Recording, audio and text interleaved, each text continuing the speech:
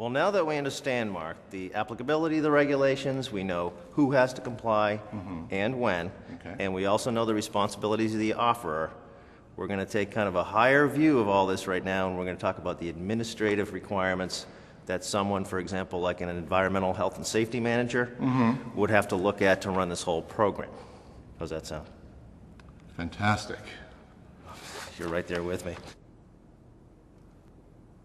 Now, one of the first things we need to think about is who has to be trained, Mark. Okay, obviously, this is training. Yes. We've got people participating in this on an online capacity. We need to think about who at our company, our institution, needs to be involved in the training. Okay? Now, DOT does have a name for these people, and they're called hazmat employees. Hazmat employees. That's right, and they're actually defined in 49 CFR 171.8. I know that's going right in there, and that's going to stay. We'll see.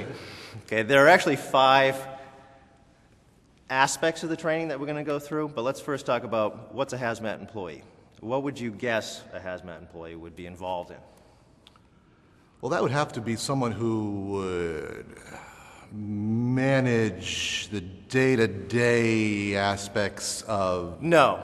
Actually, a hazmat employee is a person that's going to have a pre-transport function or a transport function. So, in other words, they are preparing the hazardous material for shipment. They may be involved in packaging, labeling, marking of the containers. They may be describing the hazardous material. They may be classifying it. They may be driving the truck. So it's basically anybody that has any kind of responsibility that affects hazardous materials, transportation, safety. Is that what you were thinking? You didn't let me finish. Okay, there are 5 training elements. The first one is general awareness training. Now, general awareness training is going through all the applicable requirements in a general way, not as specific, and that applies to all hazmat employees. In other words, no topic should be skipped, even though the particular hazmat employee isn't involved in the particular task. So all the compliance topics in a general way need to be covered.